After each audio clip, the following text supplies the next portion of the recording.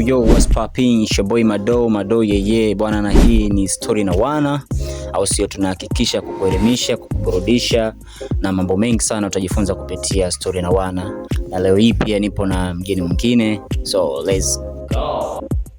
Bwana, mambo vipi? Poa, ni aje? Salama, unaitwa nani? Naitwa Happy. Naitwa Happy. Okay, Happy bwana, mimi leo niko na maswali yangu 4 tu ambayo nahitaji uniweze kukuuliza wana na Story na Wana waweze kujifunza zaidi. Nadhani kwa kupitia hii interview watu wengi watajifunza zaidi. Karibu. Okay. Je, pressure ya maisha ndio inafanya watu wengi waweze kufake maisha? Hapana.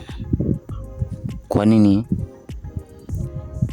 Yaani maisha kama maisha. Yes. Kutokana na msingi mtu anaoanzishwa nao. Yes. Kama ulianzishwa na maisha ya msingi uliokuwa imara. Yes. Na msingi ambao unaonyesha ni namna gani unatakiwa kukua. Ndio. Kwa mwanzo, kwa kati na kwa mwisho. Ndio. Sidhani kama unaweza ukafeki kitu au kufeki hayo maisha. Okay.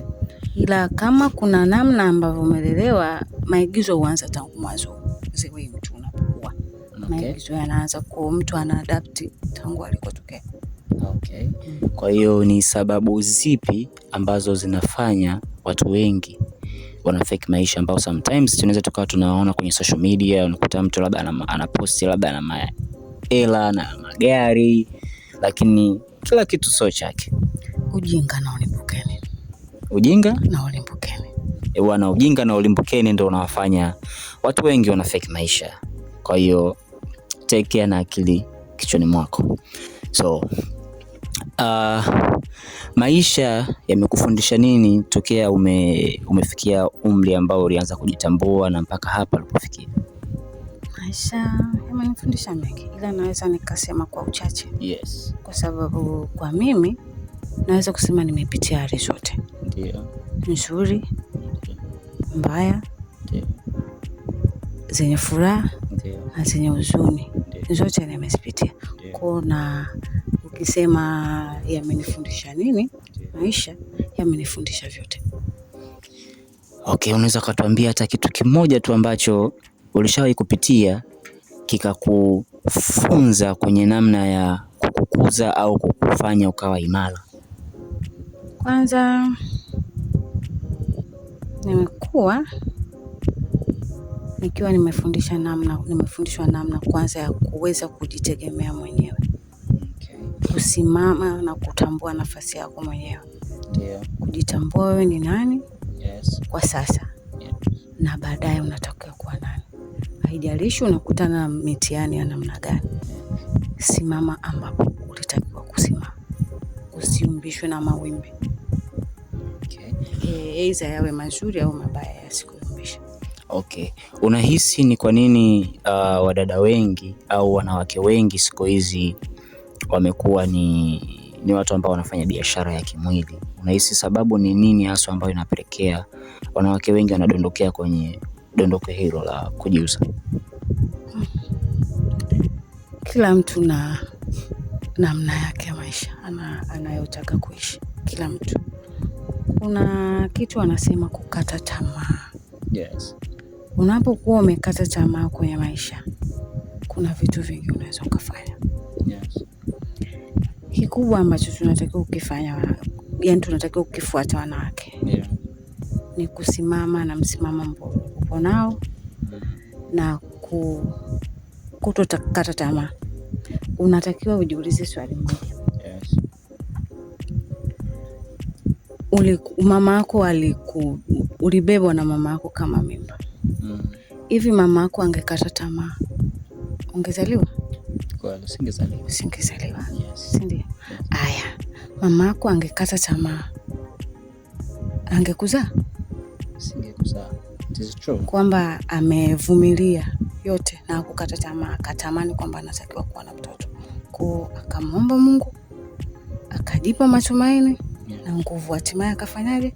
Akapata, akakuzaa. Kwa kikubwa ambacho na kiangalia kwenye maisha.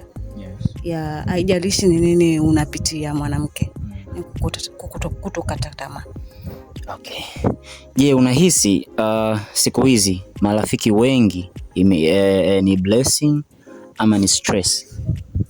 Kwa wakati tulionao sasa hivi, yes, marafiki wengi ni stress. Okay. Kwa nini ni stress? Kwa sababu unaweza ukawa na marafiki wengi wakawa wanaongeza tu idadi yako kwenye kichwa chako kwamba na rafiki huyu na lakini asiwe msaada kwako, ila ukawa na marafiki wachache wakawa ni msaada kwako. Unaweza ukawa na rafiki mmoja, wawili, wakawa ni msaada kwako. Yes. Rafiki ni ule ambaye hata bila kumwambia kwamba nina 1 2 3, yeye anatambua kwa sababu ni anakujua. Ni rafiki yako. Yes. Kwa wingi wa marafiki sometimes inakuwa ni stress. Okay, unadhani nini kinaumiza zaidi? Kufumania ama kuachwa bila kufumania? Kinachoumiza zaidi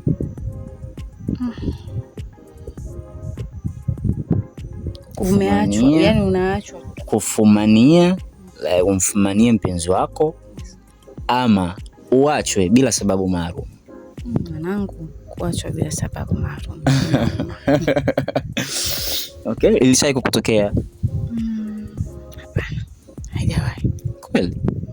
Sijawahi kuachwa. Haujawahi kuachwa? Sijawahi kuachwa. Basi hata ninong'oneze. Sijawahi kuachwa. Lakini ulishawahi kuacha mtu? Ilitokeaje mpaka ukafikia uamuzi wa kusema kwamba okay? Je, ilikuwa ni kwamba kulikuwa mna sababu maalum ama naye ilitokea labda ukafumania? Sababu sometimes zinakuwepo. Sometimes zinaweza zikawa nzuri au mbaya pia. Okay. Unatakiwa kuangalia tu maisha yako mbele, wewe unaona nini?